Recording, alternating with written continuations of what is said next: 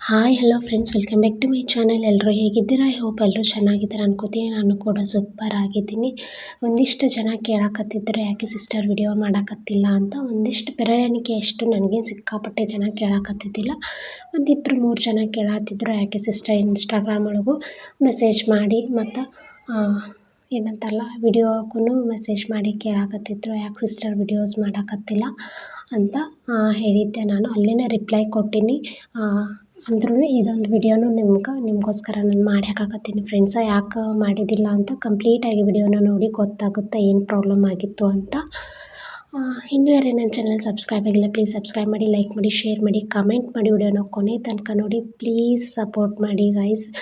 ಇಲ್ಲಿ ನೋಡ್ತಾ ಇರ್ಬೋದು, ಊರ್ಲಿಂತ್ರ ನಾವು ವಾಪಸ್ ಮಹಾಲಿಂಗಪುರ್ಲಿಂತ್ರ ಕೊಲ್ಲಾಪುರಕ್ಕೆ ಬಂದಿದ್ವಿ. ಬರೋದ್ರೊಳಗೆ ಮನೆ ಅನ್ನಂಗೆ ಇರಲಿಲ್ಲ. ಸೊ ಹಂಗಾಗಿ ಎಲ್ಲನೂ ಕ್ಲೀನಿಂಗ್ ಮಾಡ್ಕೊಳಕತ್ತಿದ್ದೆ ಫ್ರೆಂಡ್ಸ. ನಾವು ಊರ್ಲಿಂತ್ರ ಹೋಗಿ ನನ್ನ ಇದ್ರೆ ಒಂದೇ ದಿನ ಹುಲಿ 2 ದಿನ ಹುಲಿ ನಾವು ಅಷ್ಟು ಮತ್ತು ಬಾಂಡೆನ ವಾಪಸ್ ತೊಳ್ಕೊಂಡು ಎಲ್ಲನೂ ಧೂಳಾಗಿರ್ತೈತಲ್ಲ. ಸೊ ಹಂಗಾಗಿ, ಯಾಕಂದ್ರೆ ನನ್ನ ಮಕ್ಳಿಗೆ ಇನ್ಫೆಕ್ಷನ್ ಅದು ಸ್ವಲ್ಪ ಜಾಸ್ತಿನೇ ಐತಿ ನಮ್ಮ ತರುವಾಗ. ಹಾಗಾಗಿ ಎಲ್ಲನೂ ಕ್ಲೀನ್ ಮಾಡಿಕೊಂಡು ಪರ್ಶಿ ತೊಳೆದು ಅವ್ರಿಗೂ ಸುಸ್ತಾಗಿತ್ತಂತ ಮಲಗಿಸಿದ್ದೆ. ಮಲ್ಕೊಂಡಿದ್ರು ಅವರು ಕೂಡ.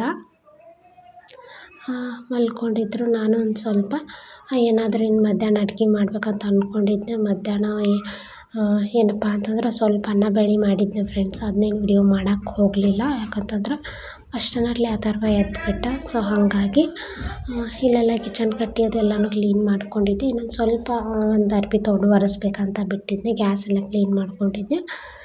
ನೋಡ್ತಾ ಇರ್ಬೋದು ಫ್ರೆಂಡ್ಸ, ಯಾಕೆ ನಾನು ವಿಡಿಯೋ ಮಾಡಿಲ್ಲ ಏನು ಅಂತ. ನೆಕ್ಸ್ಟ್ ಕಂಪ್ಲೀಟಾಗಿ ವಿಡಿಯೋ ನೋಡಿದ್ರೆ ಗೊತ್ತಾಗುತ್ತೆ. ಬರ್ರಿ. ನೈಟ್ ನಮ್ಮ ಮನೆಯವರು ಸ್ವಲ್ಪ ನಮ್ಮ ಅಥರ್ವಾಗ ನೆಗಡಿ ಫಸ್ಟಿಗೆ 6 ನೆಗಡಿ ಬಂದಿತ್ತು. ನಮ್ಗೆ 6 ನೆಗಡಿ ಬಂತಂದ್ರೆ ನಮ್ಮ ಅಥರ್ವಾಗ ಆರಾಮ ತಪ್ತೈತಿ. ನಾವು ಎಷ್ಟು ಸತ ಪರೀಕ್ಷೆ ಮಾಡೀವಿ. ಅವನಿಗೇನೋ ವೈರಲ್ ಇನ್ಫೆಕ್ಷನೋ ಏನೋ ಗೊತ್ತಿಲ್ಲ, ಆಟೋಮೆಟಿಕ್ಲಿ ಅವ್ನಿಗೆ ಬಂತಂದ್ರೆ ಇವ್ನಿಗೆ ಬಂದುಬಿಡುತ್ತೆ. ಹಾಗಾಗಿ ನೆಗಡಿ ಬಂದೈತಿ. ನಮ್ಮ ಅಥರ್ವ 6 ಬಂದಿತ್ತು. ಸೊ ಹಾಗಾಗಿ ಅವ ಮೀನಿನ ಮೇಲೆ ಸ್ವಲ್ಪ ಶಿವ, ನೆಗಡಿ ಮೀನಿಗೆ ಹೋಗುತ್ತಂತ ಅಂದ್ಕೇರಿ ನಮ್ಮ ಮನೆಯವರು ಅವ ತಿಂತಾನಲ್ಲ ದೊಡ್ಡವ. ಸೊ ಹಾಗಾಗಿ 6ಗೋಸ್ಕರ ಮೀನು ತೊಗೊಂಬಂದಿದ್ರು. ಮೀನು ಅದನ್ನು ಫ್ರೈ ಮಾಡಿ ಅವ್ರು ತಿನ್ನಕತ್ತಿದ್ರು. ಸ್ವಲ್ಪ ಸಾಂಬಾರು ಮಾಡಿ ಇವ್ರಿಗೆ ಕೊಟ್ಟಿದ್ರು. ಮೀನು ನಾನು ಅಷ್ಟೊಂದು ತಿನ್ನೋಂಗಿಲ್ಲ, 1 ಪೀಸ್ ರಗಡಾಯಿತು ಫ್ರೆಂಡ್ಸ್. ನಾನು ಜಾಸ್ತಿ ತಿನ್ನೋಂಗಿಲ್ಲ. ನಮ್ಮ 6 ತಿಂತಾನೆ ಮೀನಿನ ಮೇಲೆ ಜೀವ. ನಮ್ಮ ಮನೆಯವರು ಮೀನಂದರೆ ಇಷ್ಟಪಡ್ತಾರೆ. ಸೊ ಹಾಗಾಗಿ ಇಲ್ಲೇನೋ ಅವರು ಸಾಂಬಾರು ಮಾಡಿದರು. ಒಂದು ಸ್ವಲ್ಪ ನಾನು ಸಾಂಬಾರು ಇಷ್ಟನ ಹಾಕ್ಕೊಂಡು ತಿಂದೆ, ಬೇರೆದೇನು ಅಡುಗೆ ಮಾಡಲಿಲ್ಲ ಅಷ್ಟೇ. ಮೀನು ಜಾಸ್ತಿ ಇಷ್ಟ ಇಲ್ಲ ನನಗೆ. ಚಿಕನ್ ಮತ್ತು ಮಟನ್ನ ಇಷ್ಟಪಡ್ತೀನಿ, ಬಟ್ ಮೀನು ನನಗೆ ಇಷ್ಟ ಆಗಂಗಿಲ್ಲ. ಇಲ್ಲಿ ಸಾಂಬಾರು ಅವರೇ ಮಾಡಿದ್ರು. ನಮ್ಮ ಮನೆಯೊಳಗೆ ಏನಾದರೂ ಮೀನಿಂದ ಅಡುಗೆ ಮಾಡ್ಬೇಕಂದ್ರೆ ನನಗೇನು ಬರಲ್ಲ. ನಿಜವಾಗ್ಲೂ ಹೇಳ್ಬೇಕಂದ್ರೆ ನಮ್ಮ ಮನೆಯವರೇ ಮಾಡ್ತಾರೆ.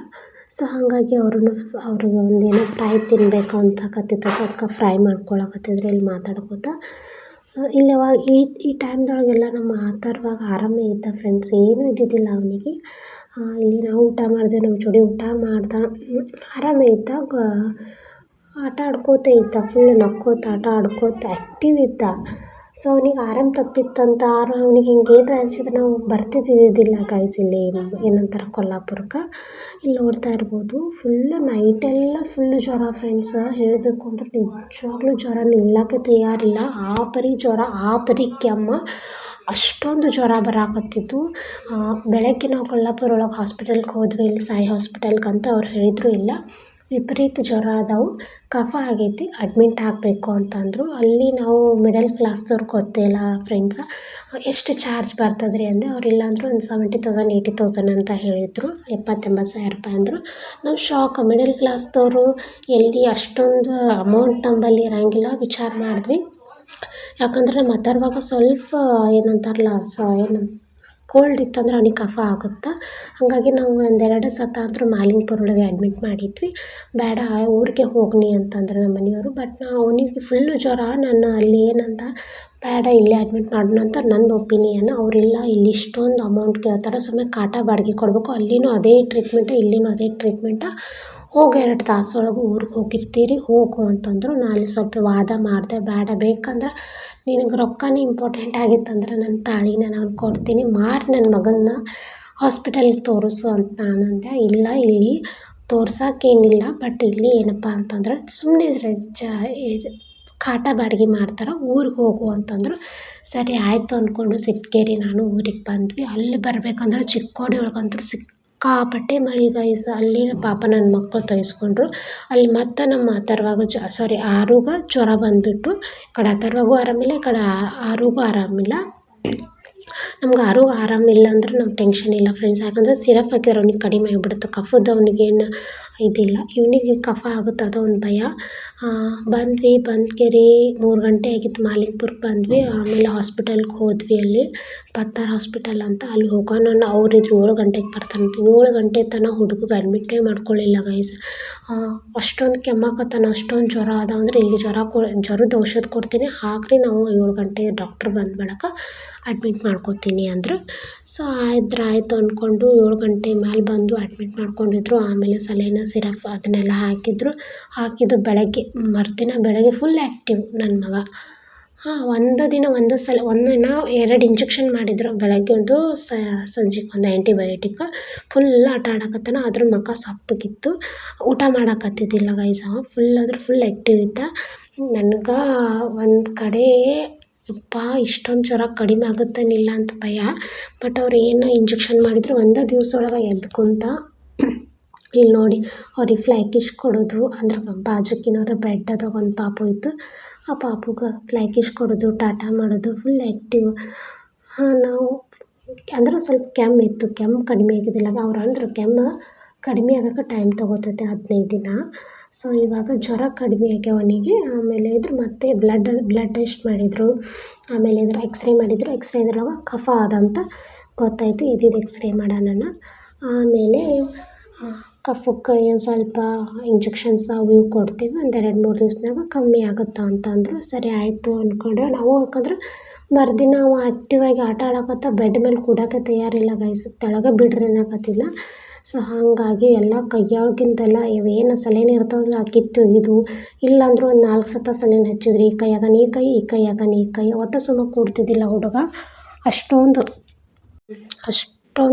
ಏನಂತಲ್ಲ ಕಿತ್ತೊಗಿತಿದ್ನ. ಯಪ್ಪ ಸಣ್ಣ ಮಕ್ಳಿಗೆ ಸಲೈನ್ ಹಚ್ಚಿದ್ರೆ ಅದು ಹಿಡಿಯಾಕಂತೂ ಹೇಳೋಕ್ಕೆ ಆಗಂಗಿಲ್ಲ. ಅಷ್ಟೊಂದು ಒಂದು ಸೈಡ್ ಚುಚ್ಚುವಾಗ ಕಣ್ಣೀರ ಗೈಸ. ಒಂದು ಸೈಡ್ ಅವ್ನಿಗೆ ಆರಾಮಾದ್ರೆ ಸಾಕಪ್ಪ, 1-2 ನಿಮಿಷದಿಂದ ನೋವಾಗುತ್ತೆ, ಆರಾಮಾದ್ರೆ ಸಾಕು ಅನಿಸ್ಬಿಟ್ಟಿತ್ತು. ಇದು 3ನೇ ದಿವಸಿಗೆ ಫುಲ್ ಆರಾಮಾಗಿದ್ನವ. ನಾನು ಮನೆಗೆ ಹೋಗಿ ಅಲ್ಲಿ ತನಕ ನಾನು ಮನೆಗೆ ಹೋಗಿದ್ದಿಲ್ಲ, ಅವ್ನ ಬಲ್ಲೇ ನೋಡ್ಕೊತಿದ್ದೆ. ಸ್ವಲ್ಪ ಮಲ್ಕೊಂಡಿದ್ನವ. ಸಲೈನ್ ಹಚ್ಚಿದ್ರು, ಇಂಜೆಕ್ಷನ್ ಎಲ್ಲ ಇಲ್ಲ. ಹೋಗಿ ಕೇಳಿದ್ದೆ ನಾನು, ಡಾಕ್ಟ್ರ್ ಹೋಗಿ ಬಂದು ಫ್ರೆಶ್ ಅಪ್ ಆಗಿ ಬರ್ತೀನಿ ರೀ ನಾನು, ಅಲ್ಲಿ ತನಕ ಏನು ಟ್ರೀಟ್ಮೆಂಟ್ ಇಲ್ಲ ಅವ್ನು ಮಲಗಿಸಿ ಹೋಗ್ರಿ ಅಂದ್ರೆ. ಮನೆಗೆ ಸಮೀಪ ಇತ್ತು, 15 ನಿಮಿಷದ ದಾರಿ. ಹೋಗಿ ಫ್ರೆಶ್ ಅಪ್ ಆಗಿ ವಾಪಸ್ ಬಂದೆ. ಅಲ್ಲಿ ತನಕ ಇನ್ನೂ ಮಲ್ಕೊಂಡಿದ್ನವ. ಸಲೈನ್ ಹಚ್ಚಿದ್ರು, ಮಲ್ಕೊಂಡಿದ್ನ. ಆದ್ರೆ ಊಟ ಒಂದು ಮಾಡಕತ್ತಿದ್ದಿಲ್ಲ. ನಾನು ಅಂದೆ ಊಟ ಮಾಡಲ್ಲಾಗ್ಯಾನ್ರಿ ಅಂದೆ. ಸ್ವಲ್ಪ ಸಲೈನ್ ಹಚ್ಚಿದಾಗ ಊಟ ತೊಗೊಳಂಗಿಲ್ಲ, ನೀವೇನು ಟೆನ್ಷನ್ ತೊಗೋಬೇಡ್ರಿ ಅಂತಂದರು. ಇಷ್ಟು ಟೆನ್ಷನ್ ಆಗಿತ್ತು, ನಿಜ ಹೇಳ್ತೀನಿ. ನಾ ಯಾರಿಗೂ ₹1 ಕೊಡೋಂಗಿಲ್ಲ ಅಂತಂದ್ರೆ ಯಾರಿಗೂ ನಾನು ಅಷ್ಟೊಂದು ಸುಲಭವಾಗಿ ರೊಕ್ಕ ಕೊಡೋಲ್ಲ. ಬಟ್ ನನ್ನ ಮಕ್ಕಳ ವಿಷಯದೊಳಗೆ ಬತ್ತಂದ್ರೆ ನನ್ನ ಮ್ಯಾಗಿಂದ ಒಡವೆ ಇರಲಿ ಏನಿರಲಿ ಮಾರೋಕ್ಕೂ ನಾನು ಹೇಸಂಗಿಲ್ಲ. ಆ ಥರ ಸಿಚುವೇಶನ್ ಬಂದುಬಿಟ್ಟಿತ್ತು. ಬಟ್ ನನಗೆ ಒಟ್ಟು